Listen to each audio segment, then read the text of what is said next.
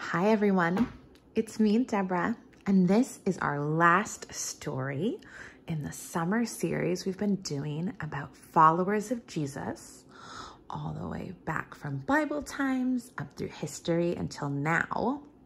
And some of you might recognize the person today's story is about. This is Dr. Martin Luther King Jr. You may have learned about him in school, and a lot of people get a day off from school or work in his memory.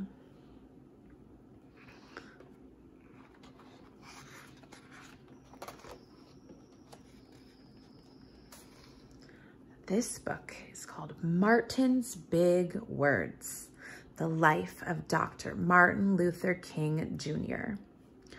It's by Doreen, Rappaport, and it's illustrated by Bryan, Collier.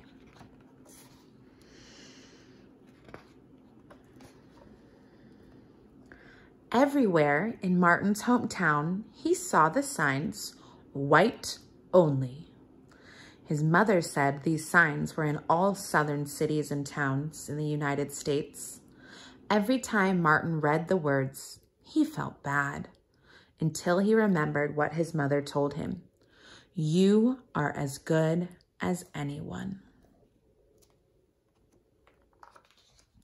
In church, Martin sang hymns. He read from the Bible. He listened to his father preach. These words made him feel good. "When I grow up, I am going to get big words too."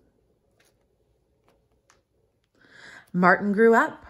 He became a minister like his father, and he used the big words he had heard as a child from his parents and from the Bible.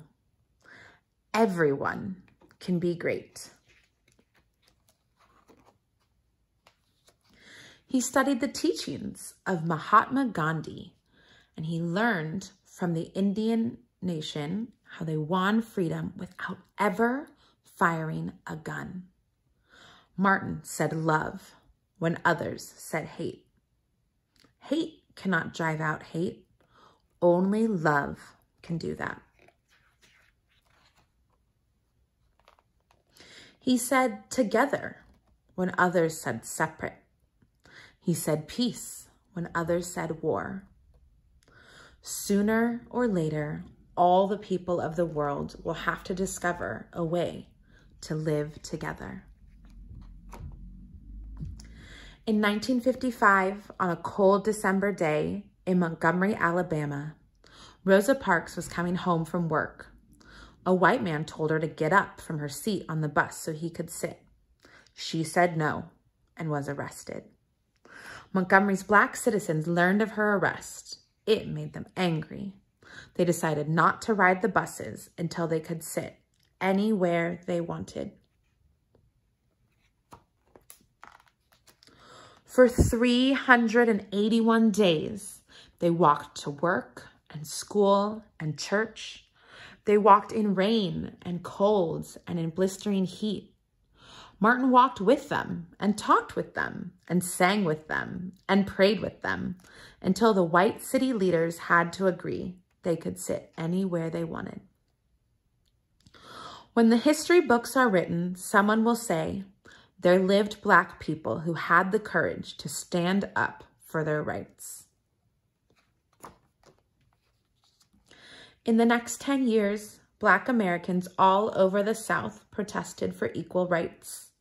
Martin walked with them and talked with them and sang with them and prayed with them. White ministers told them to stop.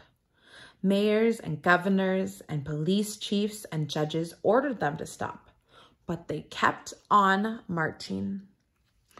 Wait. For years I have heard the word wait. We have waited more than 340 years for our rights.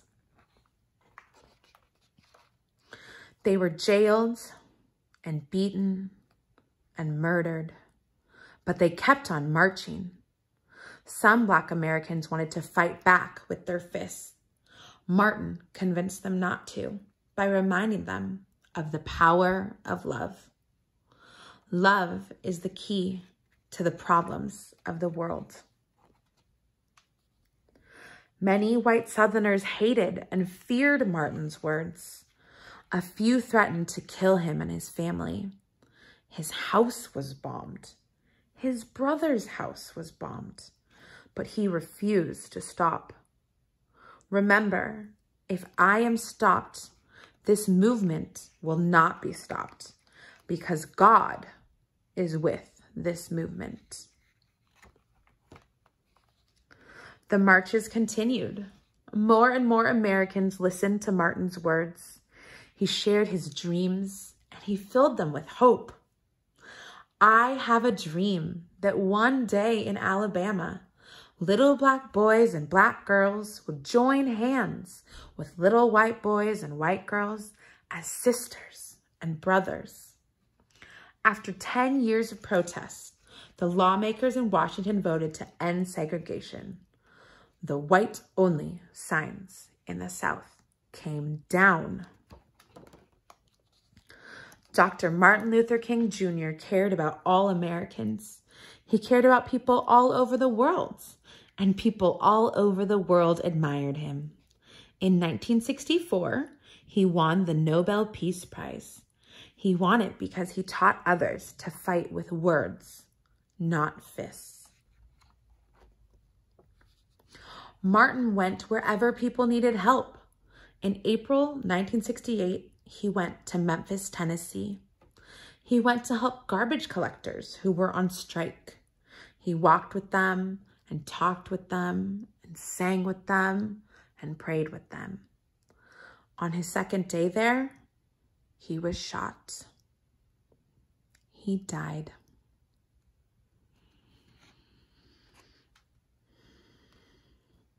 His big words are alive for us today.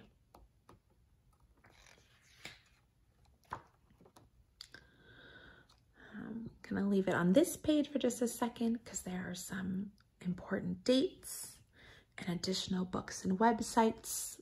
So parents, you could pause and look at any of those if you would like. Now, I wonder what part of that story was your favorite? I wonder what part of the story was the most important?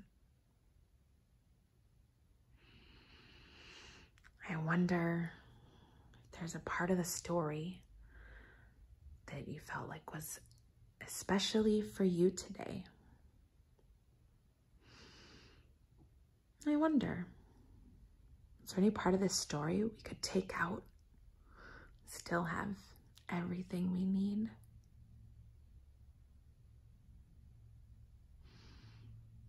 I wonder what big words of Martin Luther King you want to keep wondering about today.